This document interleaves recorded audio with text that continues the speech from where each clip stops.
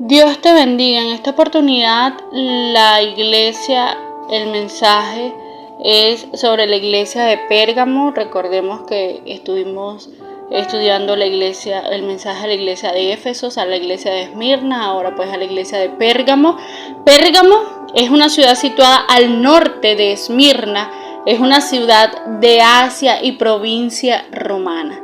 Tenía muchos edificios y altares a dioses falsos y un templo al dios Esculapio, quien es considerado el dios de la medicina. Este era el dios de Pérgamo. En esta ciudad también había una universidad para el estudio de la medicina y también tenía un centro de adoración y culto al emperador Augusto César. Era una ciudad cosmopolita, ya que se compaginaba perfectamente con diversas creencias, razas, etnias, y también se denominaba Acrópolis por su forma geográfica, en donde se encontraban dos templos. El Señor les envía una carta a esta iglesia también, que dice lo siguiente: y escribe el ángel de la iglesia en Pérgamo, el que tiene la espada aguda de 2 filos, dice esto: yo sé tus obras y dónde habitas, donde está el trono de Satanás. Pero retienes mi nombre y no has negado mi fe, ni aun en los días en que Antipas, mi testigo fiel, fue muerto entre vosotros, donde mora Satanás. Pero tengo unas pocas cosas contra ti, que tienes ahí a los que retienen la doctrina de Balaam, que enseñaba a Balac a poner tropiezo ante los hijos de Israel, a comer de cosas sacrificadas a los ídolos y a cometer fornicación. Y asimismo tienes a los que retienen la doctrina de los Nicolaitas, la que yo aborrezco. Por tanto, arrepiéntete pues, si no, vengo a ti enseguida y pelearé contra ellos con la espada de mi boca. El que tiene oído, oiga lo que el Espíritu dice a las iglesias. Al que venza, le daré a comer del maná escondido, y le daré una piedrecita blanca, inscrito en la piedra un nombre nuevo, el cual ninguno conoce sino el que lo recibe. Me encanta estas cartas del Señor, las cartas que el Señor les da, porque en su recado un sello de autoridad presente, diciendo yo digo esto. Es decir, hay una firmeza fuerte en lo que el Señor está diciendo y la sella con esta palabra. Dice: yo sé tus obras y dónde habitas, donde está el trono de Satanás. Y acá vemos un adverbio exclamativo de parte del Señor.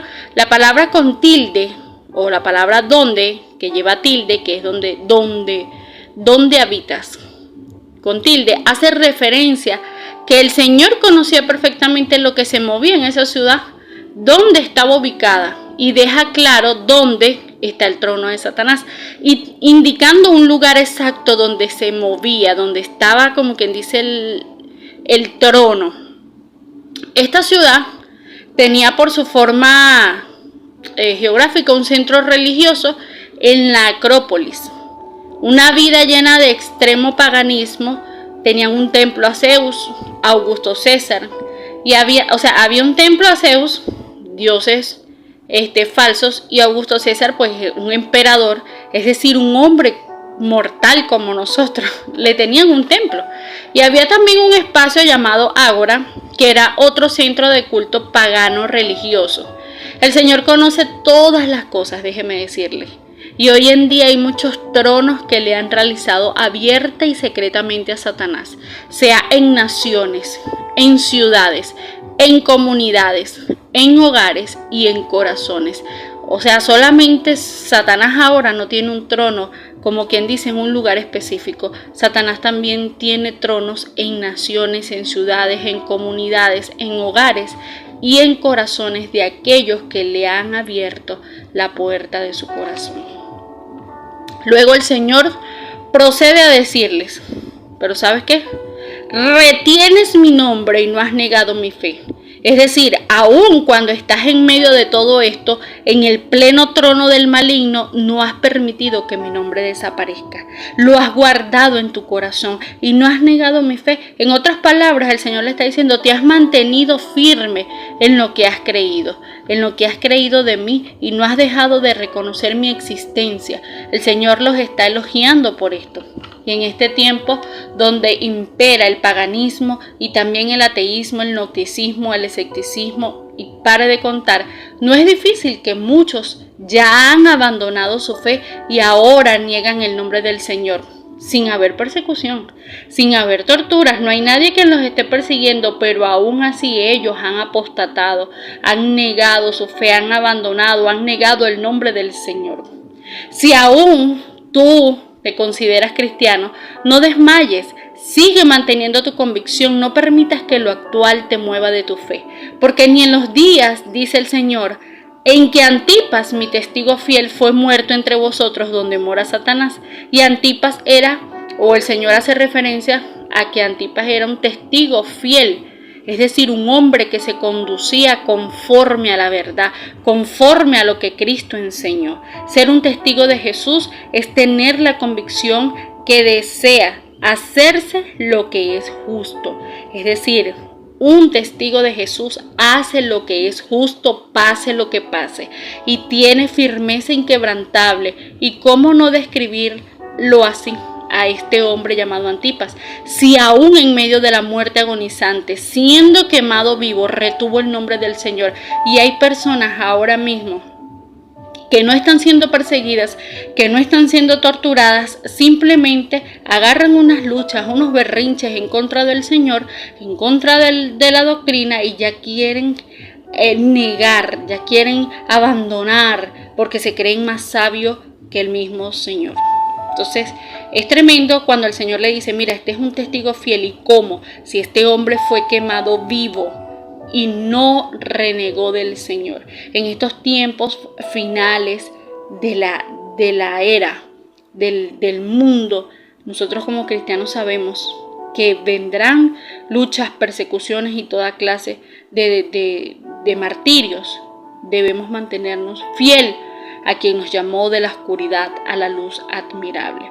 Dice el Señor, pero tengo unas pocas cosas contra ti, que tienes ahí a los que retienen la doctrina de Balaam. Vemos que ahora lo estaba elogiando, ahora les estaba diciendo, mira, te has mantenido fiel, te has mantenido firme, pero tengo unas pocas cosas contra ti, que tienes ahí a los que retienen la doctrina de Balaam. ¿Balaam quién era? Era un adivino que creía en el Dios de Israel, o bueno, por lo menos sabía de él, de Dios. Pero Balaam enseñaba a otros a cometer pecado contra Dios. No era malo, decía él, y promovía que los hijos de Israel se casaran con las moabitas, ya que éstas hacían que los israelitas se inclinaran a otros dioses, haciéndolos pecar de esta forma. Y a pesar de que Dios decide hacer otra cosa para erradicar esto, que resultaba, mejor dicho, en mal para ellos mismos, porque recuerde que cuando nosotros somos rebeldes al Señor, el mal no se lo estamos causando a Él, nos lo estamos causando a nosotros mismos. Es como bebernos un veneno, y el veneno nos va a hacer daños a nosotros. Pues todo lo que hagamos para herir, para tratar de llevarle la contraria a Dios, va a resultar en un mal para nosotros. Entonces, aunque Dios trató de erradicar eso, algunos seguían teniendo este estilo de vida y de prácticas que Balaam les había enseñado.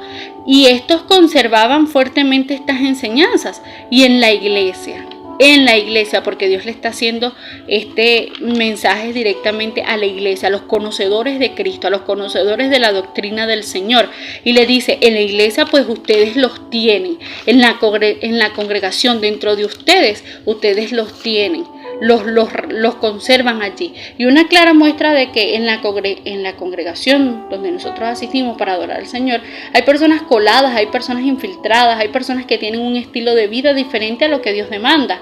Pero no es solo eso, es los líderes que los mantienen. Estos ponen tropiezos, y lo que es abominación para Dios, pues ellos lo hacen ver inofensivo. Hoy en día esto abunda en las congregaciones. Le dice el Señor, y asimismo tienes a los que retienen la doctrina de los nicolaitas. Fíjense, la doctrina de Balaam y la doctrina de los nicolaitas juntos, mezclados, pues no salía nada bueno. Cada uno tenía lo suyo, cosas que Dios abominaba. En el original, la palabra aborrezco que sale allí al final, pues no está sino que fue añadida. Sin embargo, sabemos que Dios realmente aborrece estas prácticas y enseñanzas. Y habían personas dentro de estas iglesias que hacían cosas enseñadas por esta secta, como la inmoralidad sexual, los sacrificios y ritos. Y esta secta viene de un prosélito judío que luego apostató de la fe, es decir, que abandonó abiertamente su fe. Y este hombre, llamado Nicolás de Antioquía, de quien se cree, pues proviene esta secta. Por tanto, arrepiéntete, pues, si no vengo a ti enseguida y pelearé contra ellos con la espada de mi boca. Arrepiéntete, dice el Señor. Y antes, por tanto, dice, antes de la palabra arrepiéntete viene por tanto, un conectivo, por tanto arrepiéntete. Pero esa palabra por tanto, dando a entender, nos da a entender, te estoy explicando las razones por las que te tienes que arrepentir. O sea, el Señor nos está amonestando, nos está hablando de qué es lo que Él le está causando molestia, que se está practicando dentro de las congregaciones, llevando al pueblo por el error. Bueno, esas razones que te estoy dando, que te mencioné antes, por esas razones te tienes que arrepentir. Y esta palabra arrepiéntete en griego es metanoia, cambio de mente. Es decir, la palabra metanoia se refiere a un cambio de mente urgente, un cambio de conducta. Y ya el Señor nos reveló en su palabra lo que debemos y no debemos hacer. Y Él nos está diciendo, bueno, deja de practicar eso que no te conviene a ti y que yo no tolero. Si a estas alturas tú estás consintiendo en cosas que guían a otros a hacer cosas que no están bien, que van en contra de los principios cristianos, éticos, propios y característicos de Cristo, arrepiéntete, cambia y deja eso, porque dice el Señor, y pelearé contra ellos. Y una vez más el Señor deja ver su justicia. Él no habla de pelear contra sus fieles seguidores y todos pagarán justo por uno, no. El Señor nos deja claro aquí en esta carta que vendrá solamente aquellos o contra aquellos que insisten en hacer lo malo y no se arrepienten. Vuelve a recalcar, el que tiene oído, oiga, y hay un problema que hay oídos pero no hay corazones sensibles a la voz del Señor. Luego les da como un premio, bueno, al que se aparte de estas cosas y venza y gane, le daré una piedrecita blanca y en ella un nombre inscrito. Este libro usa mucho simbolismo y habla en referencia a lo que ellos conocían, el decir, les daré una piedrecita blanca. ¿Por qué? Porque a los que juzgaban en los tribunales por diferentes delitos le daban 2 piedrecitas. Si era hallado inocente, pues era de color blanco, y si era hallado culpable, pues era negra. Y el Señor, al decir, si eres inocente, si ganas, si mantienes tu integridad conmigo, pues te voy a dar esa piedrecita blanca que indica que has sido hallado inocente, que te mereces por tu fidelidad. Yo les quiero decir que es importante recordar estos mensajes que nos hacen autoanalizarnos, examinarnos, decir, bueno, no estoy bien, estoy viviendo una vida que desagrada a Dios, practicando cosas que Él abomina, y a veces no cuidamos de cometer cosas. Sin embargo, pues ahí han entrado una sutileza de doctrinas heréticas y muchos están apostatando de su fe, están abandonando, están enluchados con el Señor, están creyendo tener más sabiduría que el Señor mismo y no se han arrepentido.